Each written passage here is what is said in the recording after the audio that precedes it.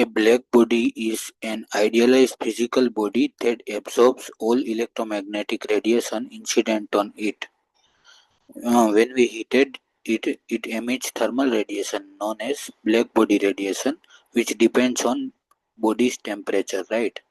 So we know about black body. Black body क्या होता है कि जो उस पे जो जितने भी रेडिएशन इंसिडेंट किए जाते हैं वो सारे के सारे एब्जॉर्ब कर लेता है, उसको हम लोग ब्लैक बॉडी बोलते हैं। ओके, तो ब्लैक बॉडी रेडिएशन क्या होता है वो आज के वीडियो में हम देखने वाले हैं। तो आ,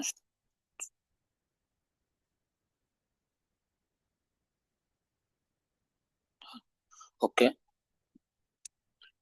तो ये इमेज है, इसमें स्टार्स है, बहुत सारे अच्छे अच्छे स्टार्स दिए गए हैं। जो हम एस्ट्रोनॉमी में स्टडी करते हैं कि इसमें तीन कलर के स्टार है कि जो येलो स्टार है, ऑरेंज स्टार है, कुछ ब्लू स्टार है, वाइट वाइट स्टार है, राइट। तो एस्ट्रोनॉमी में हम देखते हैं कि जो येलो स्टार होते हैं, जो ऑरेंज स्टार होते हैं, वो रिलेटिवली कूलर होते हैं, यानी उसका टेम्परेचर बाकी स्टार्स के कंपेयर में कम होता है। और जो फाइव स्टार होते हैं उसका टेम्परेचर मिडल में होता है, मीन्स। और जो ब्लू स्टार होते हैं उसका टेम्परेचर सबसे ज्यादा होता है, वो हॉटेस्ट स्टार कहे जाते हैं, सबसे ज्यादा हॉट स्टार। बट ये सब हमें कैसे पता चलता है, ये सब हम पता कहाँ से चलता है, ये थियरी कौन सी है इसकी? तो ये थियरी है black body radiation. Black body radiation से हम ये समझ सकते हैं कि ऐसा क्यों होता है। Okay, so let's see what is black body radiation. तो नॉर्मली हमें पता है कि हम ऑब्जेक्ट को कैसे देखते हैं, ऑब्जेक्ट हमारे आंखों में से विजिबल कैसे होता है।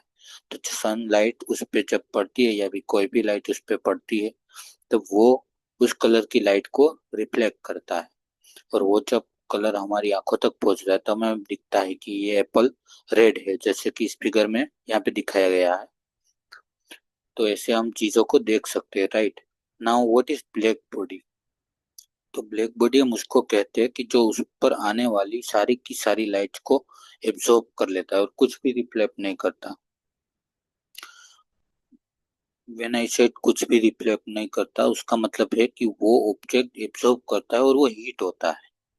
तो वो हीट कैसे होता है कि जब वो लाइट एब्सॉर्ब करता है, जब जो बॉडी के जो इलेक्ट्रॉन्स होते हैं वो जिगल करने लगते हैं, राइट, एटम्स में से छूट जाते हैं और रेंडमली जिगल करने लगते हैं।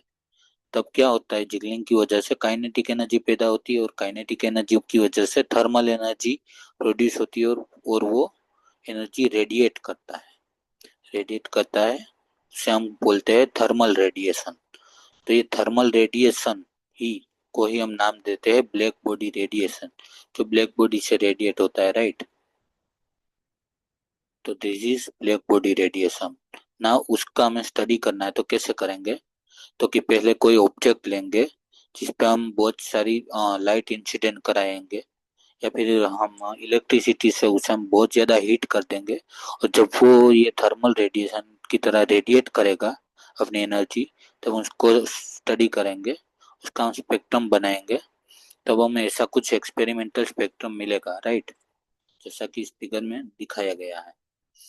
अभी हम एक्सपेरिमेंटल चीज़ों की बातें नहीं कर रहे, अभी थियोरेटिकल चीज़ें देखते हैं कि ये हमें एक्सपेरिमेंटल स्पेक्ट्रम मिलता है। तो ये कैसे मिलता है ये हमें समझना है। तो देखो, बहुत ही कम टेम्परेचर पे, यानी कि लेस देन 3000, ये वो इंफ्रारेड रीजन में मोस्टली मिलता है। हम देख सकते हैं कि ये जो लाइट होती है,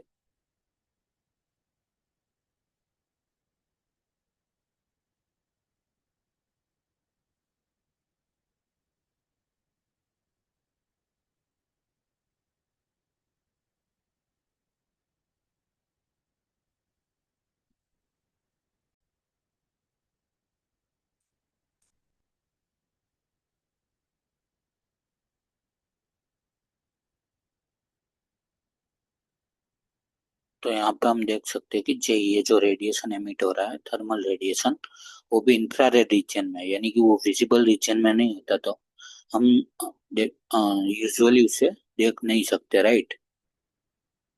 तो इसमें क्या होता है, जब हम टेम्परेचर बढ़ाते चले जाते हैं, जैसे कि एग्जाम्पल के तौर पर बल्ब का फिलामेंट, हम सबने बल्ब तो देखे ही होते हैं, तो बल्ब का फिलामेंट कैसा काम करता है, जब बल्ब इलेक्ट्रिसिटी की वजह से उसका फिलामेंट जब हीट होता है तो बहुत ज्यादा हीट होने पर वो रेडिश शो करता है, राइट। अराउंड 3000 केल्विन तक, मतलब बल्ब जो हमें नाइट बल्ब लाइट बल्ब होते थे जो पहले आते थे ना, अभी तो एलईडी में रिप्लेस हो गया है। और वो बल्ब को इतनी ज्यादा इलेक्ट्रिसिटी यूज करता था तभी उसका फिलामेंट हीट होके अराउंड 3000 केल्विन तक हीट होता था, तभी हमें रेडिश ग्लो दिखता था बल्ब में, राइट। तो ऐसे बल्ब काम करता है, वो भी एक ब्लैक बॉडी उसे हम कंसीडर कर सकते हैं।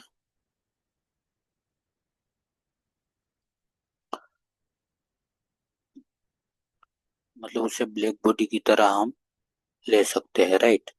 And then next,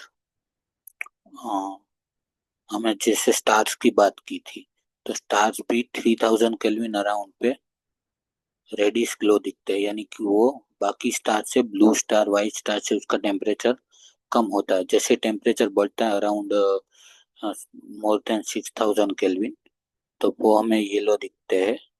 then blue, तो देखते हैं हमारा सन वाइट है, वाइट क्यों है, तो कि ये सारी वेवलेंथ को वो इमिट करता है। तो सारे कलर मिलकर हमें पता है वाइट स्पेक्ट्रम होता है, टोटल कलर, राइट।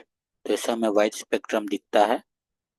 तो ये ब्लैक बॉडी कर्व को बहुत सारे साइंटिस्ट लोग एक्सप्लेन करने की ट्राई कर रहे थे, इसको एक्सप्लेन करना है, लेकिन थियोरेटिकली कोई भी साइंटिस्ट इसे एक्सप्लेन नहीं कर पा रहा था।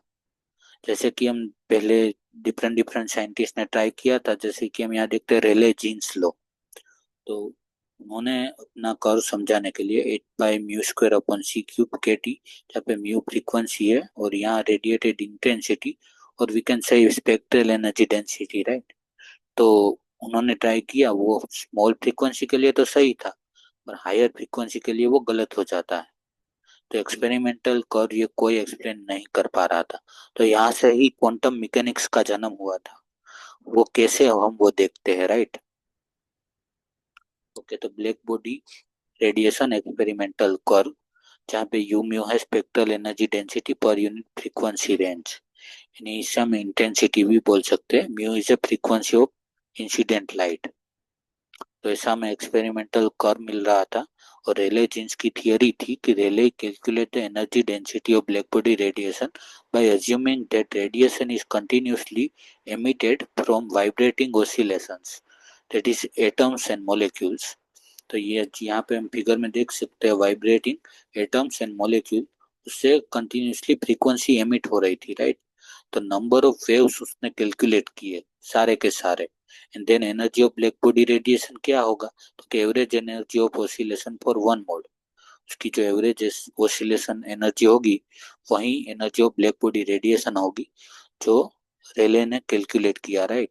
तो उसने ये रिजल्ट ऑब्टेन किया, U mu is equal to 8 pi mu square upon C cube K B T, coming from equipartition theorem.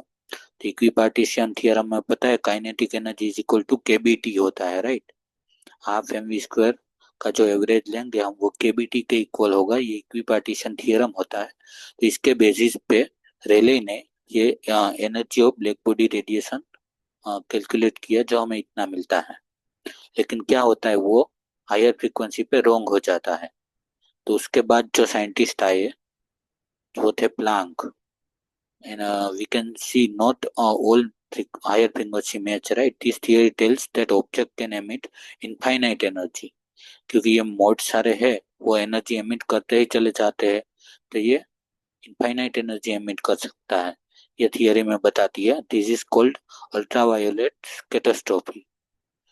Okay, इसे हम अल्ट्रावायोलेट कैटास्ट्रोफी के नाम से भी जाना जाता है, राइट। तो ये फॉर्मूला आपको याद रखना है आपके कॉम्पिटिटिव एग्जाम के लिए।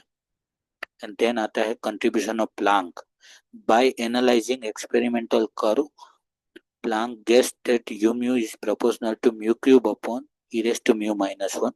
Planck said that average energy of oscillation is equal to h mu upon e raised to h mu upon kbt minus 1। To derive this, he assumed that E is equal to nh mu, energy is quantized, n is equal to 0, 1, 2, 3, etc। तो ये उसका ad hoc assumption था। Ad hoc assumption का meaning होता है उसके पीछे कोई लॉजिक नहीं होता, आ, बस रिजल्ट को ऑब्टेन करने के लिए, एक्सपेरिमेंटल कर्व को एक्सप्लेन करने के लिए प्लांक ने गेस किया कि energy is equal to n h mu, right. तो इसके पीछे कोई रीजन नहीं था, इसके पीछे कोई थियोरिटिकल बैकग्राउंड या कंसेप्ट नहीं था। ऐसे assumption को हम एडोक assumption कहते हैं, right. So wave emitted oscillation propagates continuously with energy h mu upon e raised to h mu upon kbt minus 1 at temperature T. So u mu is equal to 8 pi h mu cube upon c cube upon e raised to h mu upon kt minus 1 spectral energy density. तो ये हमें याद रखना है, ये भी important concept है आप एग्जाम्स के लिए। तो यहाँ पे हमें spectral energy density H mu cube upon C cube E raise to H mu upon K T minus one मिलता है। तो यहीं से शुरुआत हुई थी क्वांटम मैकेनिक्स की, इसीलिए father of quantum mechanics Planck को बोला जाता है कि उसने सबसे पहले अजम्पशन लिया था एनर्जी इज क्वांटाइज्ड, राइट। कि एनर्जी जो आ रही है वो कंटिन्यूसली नहीं आ रही है, जो इंटेंसिटी एनर्जी जो एमिट कर रहा है वो पैकेज में, स्मॉल पैकेज में एमिट हो रही है, ये उसका अजम्पशन था। तो आइंस्टाइन ने इससे जनरलाइज करके बताया था 1905 में। क्या बताया था कि each photon carry energy H mu, यानी कि जो फोटोन, जो लाइट की एनर्जी होती है, लाइट भी ऐसे पैकेज में ट्रैवल करती है, ना कि वेव की तरह कंटिन्यूअस ट्रैवल करती है, राइट। तो यहीं से पूरे क्वांटम मैकेनिक्स की शुरुआत हुई थी। तो ये बहुत बड़ा कॉन्सेप्ट है, बहुत बड़ा जो चेंज था फिजिक्स में, राइट। तो आगे हम देखते हैं U mu is equal to energy density per unit frequency range. तो U mu is equal to D U upon D mu. तो D U is equal to D U is equal energy density is equal to U mu D mu. तो अगर हम उसे integrate कर दे zero से लेके infinity तक, तो हमें टोटल एनर्जी डेंसिटी मिल जाएगी। तो हम यू म्यू की वैल्यू रखते हैं 8 pi H mu cube upon C cube upon E raise to H mu upon K T minus one D mu, जहाँ पे हम H mu upon K T को एक्स अज्यूम कर लेंगे। तो हमें डी म्यू मिलेगा, k T upon h into d x, right. तो u is equal to 8 pi h upon C cube, ये तो पहले था ही 8 पाई एच अपॉन सी क्यूब। तो म्यू क्यूब की जगह पे हम क्या रख देंगे, म्यू की जगह पे के टी अपॉन एच एक एक्स रख देंगे, राइट। तो यहाँ पे के टी अपॉन एच आ जाएगा, और यहाँ पे डी एक्स है, डी म्यू की जगह पे रख देंगे हम। तो total k T upon h की पावर 4 आ जाएगा, राइट, क्योंकि यहाँ पे क्यूब है, यहाँ पे एक आएगा, तो total k T upon h की पावर 4। और integration x cube d x upon e raise to x minus one.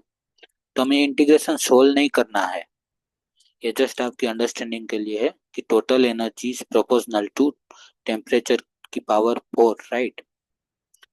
यहाँ से हमें स्टीफन बोल्ट्जमैन लॉ मिलता है। Stefan Boltzmann law is equal to E is equal to sigma T to the power 4, जहाँ पे E है वो energy emitted by black body per unit area per unit time, that is energy density, right. तो sigma is Stefan constant, जिसकी value होती है 5.67 into 10⁻⁸ SI unit.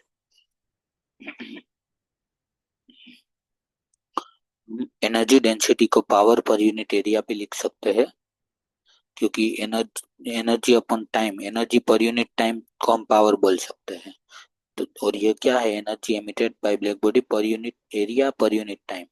तो energy by time को हमने पावर बोल दिया, तो पावर बाय एरिया होगा sigma into T to the power 4। Okay, next is maximum spectral density और मैक्सिमम इंटेंसिटी। तो मैक्सिमम के लिए हम क्या करते हैं, तो उसका डेरिवेटिव जीरो कर देते हैं, राइट। एक्सट्रीमम के लिए भी हम यही कंडीशन लगाते हैं, d u mu upon d mu is equal to zero. तो हमें मिलेगा T into lambda m is equal to b, जहाँ पे लेमड़ा मैक्सिमम होगा, lambda max into T is equal to b is equal to constant 2.9 into 10⁻³ metre kelvin. ये Wien's displacement law है, ये भी बहुत इंपॉर्टेंट है। हम ऐसा कह सकते हैं कि टी इंटू लेमड़ा, यानी कि हम सी बाई एफ लिख सकते हैं, यानी कि सी बाई म्यू, यहाँ पे फ्रीक्वेंसी का म्यू बोल रहा है, तो mu M is equal to B. तो mu M is equal to C by B into T, that's why mu M यानी कि मैक्सिमम फ्रीक्वेंसी है वो टेम्परेचर के प्रोपोर्शनल है, राइट। तो हम जानते हैं यू म्यू का फॉर्मूला प्लांक ने जो डिराइव किया 8 pi H mu cube upon C cube. तो इससे हम कह सकते हैं कि U mu is proportional to mu cube और U mu maximum proportional to T cube, right. ऐसी वेवलेंथ के लिए हम निकालेंगे तो U lambda maximum proportional to T to the power 5 आएगा, राइट।